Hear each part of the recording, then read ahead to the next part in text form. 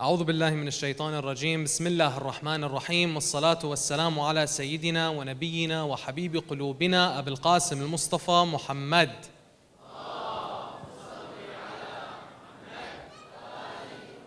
وعلى آل بيته الطيبين الطاهرين. الحمد لله رب العالمين. الحمد لله الذي جعلنا من المتمسكين بولاية سيدي ومولاي علي بن أبي طالب، والحمد لله الذي هدانا لهذا وما كنا لنهتدي لولا أن هدانا الله. بسم الله الرحمن الرحيم. رب اشرح لي صدري ويسر لي أمري واحلل عقدة من لساني يفقه قولي. In the name of God, the most beneficent, the most merciful, we ask Allah to send His greatest peace and blessings upon Muhammad wa ali Muhammad.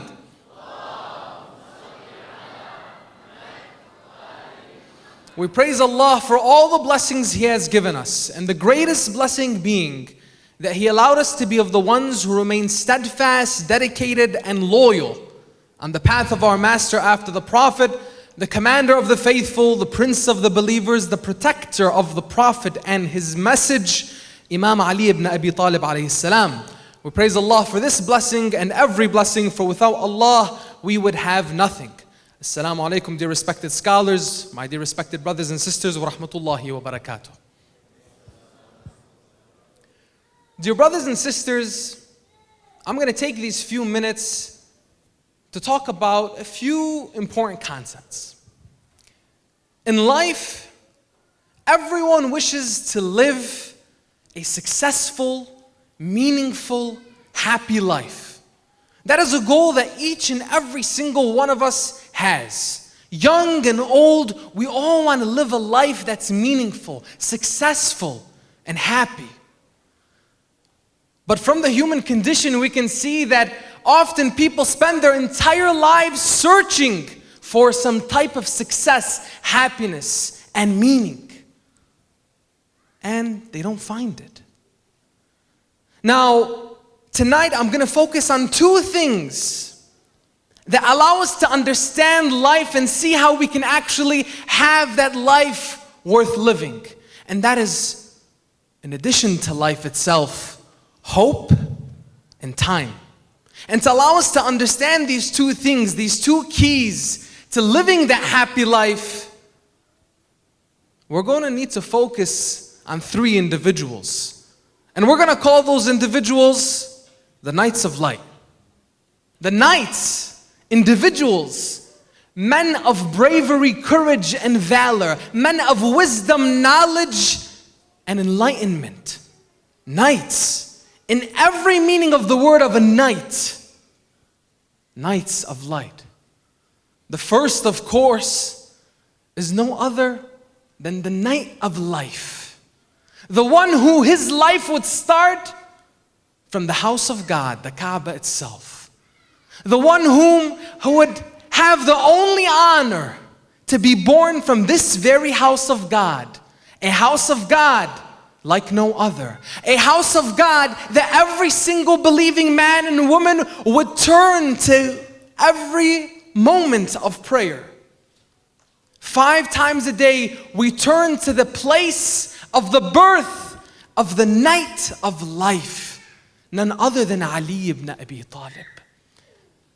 Imam Ali ibn Abi Talib alayhi salam, this Knight of Life, the individual who taught us how to live, the individual who was a teacher to all and only a student of one, second only to the Holy Prophet himself, the nafs, the self of the Prophet himself.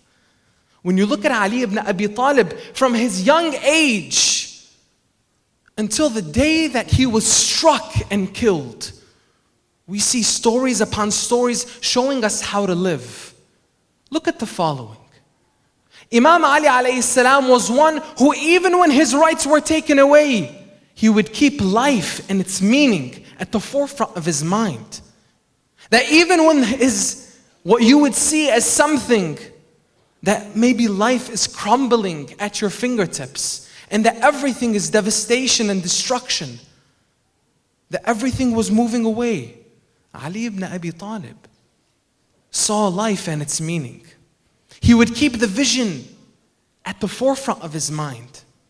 So much so that people would say, even those who disliked Ali, even those who were enemies of Ali, could not function without him.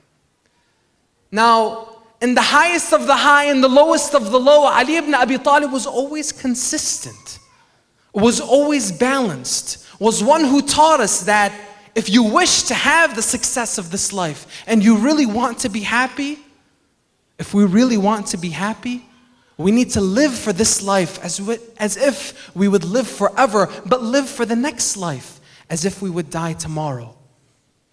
Ali ibn Abi Talib showed us that even when everything is at your fingertips and you are in control of so much and have so much power and authority, it means nothing without meaning, without life.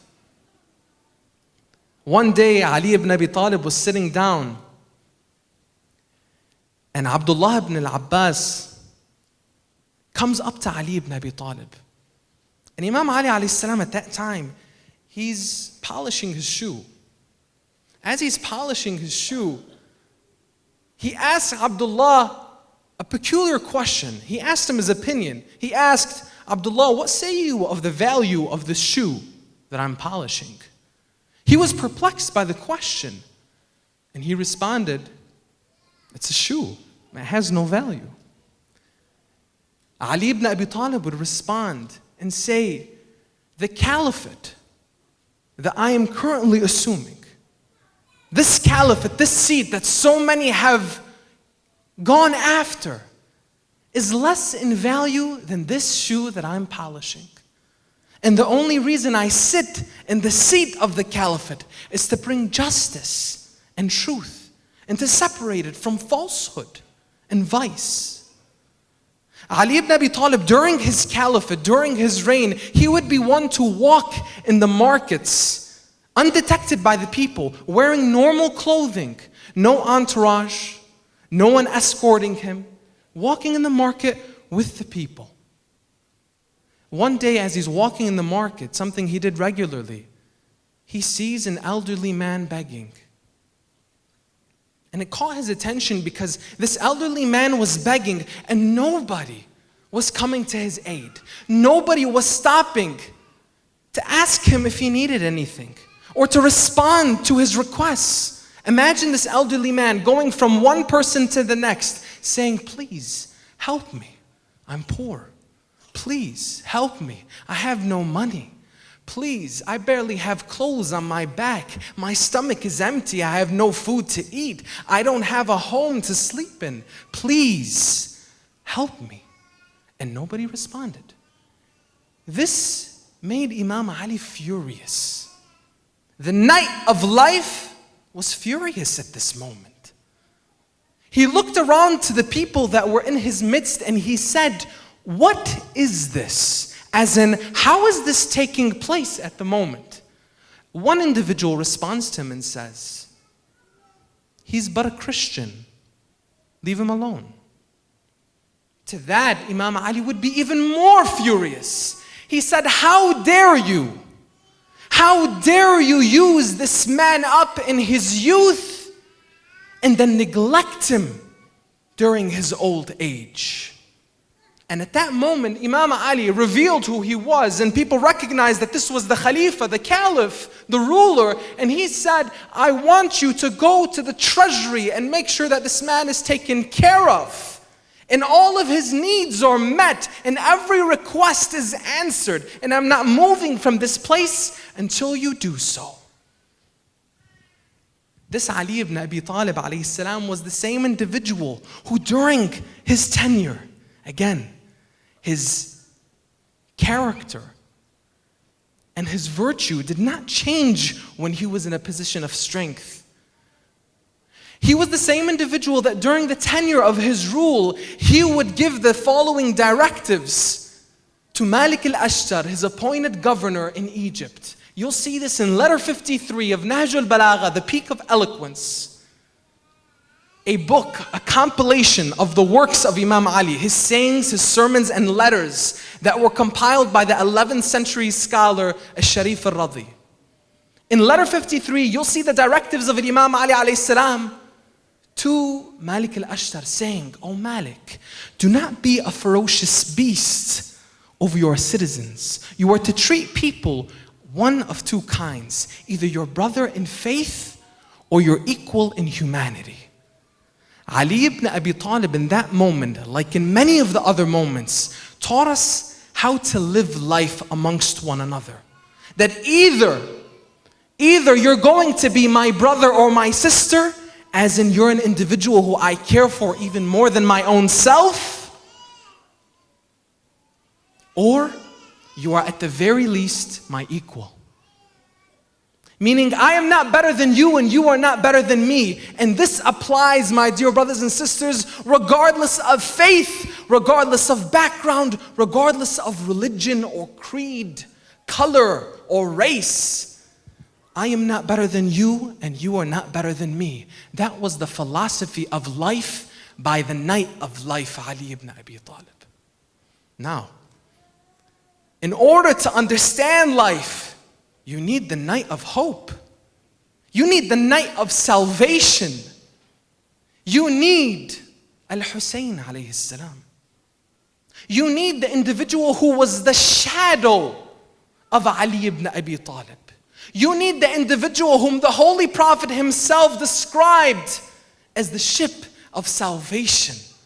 The one whom, if you look at every moment of not just Karbala, not just Ashura, but every moment of his beautiful life, stories upon stories, moments upon moments of hope, of hope. Look at the example that was mentioned by the respected Sayyid Hassan Qazwini of how Al-Hussein alayhi salam was one whom the companions would look at in awe and see how he was the one who the Prophet would play with and run after.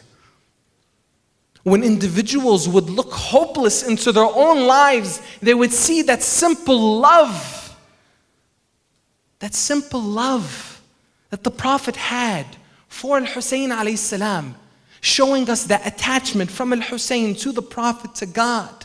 That this is a connection for us, a way for us to God, loving Him, understanding Him, dedicating to Him. And what He sent an example would be our salvation, our hope. Al-Hussein alayhi salam, from his youth to his adulthood, would give example after example of hope. Take you to the battle of Nahrawan, also during the tenure of Imam Ali's rule, where Al-Hussein alayhi salam with his brother Al-Hassan were at the forefront and at the highest ranks of the commanders of the army of Imam Ali alayhi salam, fighting the Kharijites, Al-Khawarij.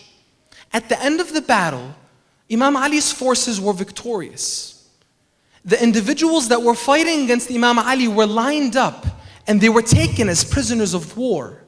One individual saw Imam Hussein alayhi salam walking between the ranks, walking between the people, those prisoners of war. And they had tied them with ropes around their hands as prisoners of war. One individual calls on Imam Hussein alayhi salam and he says, "Ya Hussein ibn Ali, oh Hussein ibn Ali, your father Ali ibn Abi Talib ordered his soldiers to tie these ropes oh so tight on my wrists. I know that you are one, if we are to ask you something, you would not deny us. Can you loosen these ropes from my wrists?" Imam Hussein alayhi salam gives him a pause, goes back to Imam Ali, asks permission from his father. Imam Ali, of course, gives him permission to do as he wishes, does not doubt his judgment. He goes back and he loosens the ropes on this individual. Who was this individual that requested from Hussein to loosen the ropes from his wrist? None other than a Shimr, who was one of the individuals who fought against his father Ali ibn Abi Talib and would end up being the individual who would to sit on his very blessed chest and behead him on the day of Ashura. Now I bring the story for a very important reason, and that is that even Shimr was given hope by Al-Hussein. That even Shimr on the day of Ashura was given chance after chance by Hussein. And Hussein would tell him, do you not know who I am? Do you not remember whose son I am? Do you not remember that I am the son of Ali, the son of Fatima, the grandson of Muhammad? Even Shimr was given hope by Hussein, but he denied that hope. But to us, my dear brothers and sisters, and to any individual that wishes to hold on to the rope of God, can seek that through the ship of salvation, the ship of hope, that is Al-Hussein alayhi salam. That hope was shown to all. Even Al-Hurr, who was one who caused devastation for Imam Hussein alayhi salam on the day of Ashura, and was the one who stopped him in Karbala. Imam Hussein showed him hope, and he took that hope, and he was entered, and he flew back into the mercy and grace of God. Now hope is an intrinsic part of life, a successful life. But hope without the concept of time, that is ever so fleeting, would also be meaningless. Because a lot of individuals that denied the hope that Al-Hussein alayhi salam brought forth were individuals that did not understand the concept of time, that there is this life and there is the hereafter. They did not know the night of time. They did not know that with every one of these nights that came from the lineage of Muhammad sallallahu alayhi wa alih, with each one of these individuals, they came with the meaning of life. Those individuals, brothers and sisters, us, who wish to understand hope and life, need to understand that time, the night of time, that comes through the individual of the awaited Imam, Al-Imam Al-Hujjatul Mahdi, Ajalallahu Ta'ala Farajahu Al-Sharif. May Allah hasten His reappearance for us. When you bring in time and you understand the preciousness of time, we understand that through time, we know what hope is. Now, the small stories that we have of the Imams, when it comes to Imam Mahdi, because of the short period of time that he interacted directly with people, we don't have too many stories. But you know what we do have? We have 1,000 years of heritage and history, so rich with the experience of our scholars, of the individuals who fought to preserve this heritage of the night of time and the rest of the nights, the rest of the Imams. 1,000 years, my dear brothers and sisters, our heritage, our knowledge, our wisdom comes from 1,000 years of experience, that if we don't understand that time and look at that experience, we're going to be at a loss. Because it's through understanding that time, understanding that there's only so many days, so many hours that we have in our lives.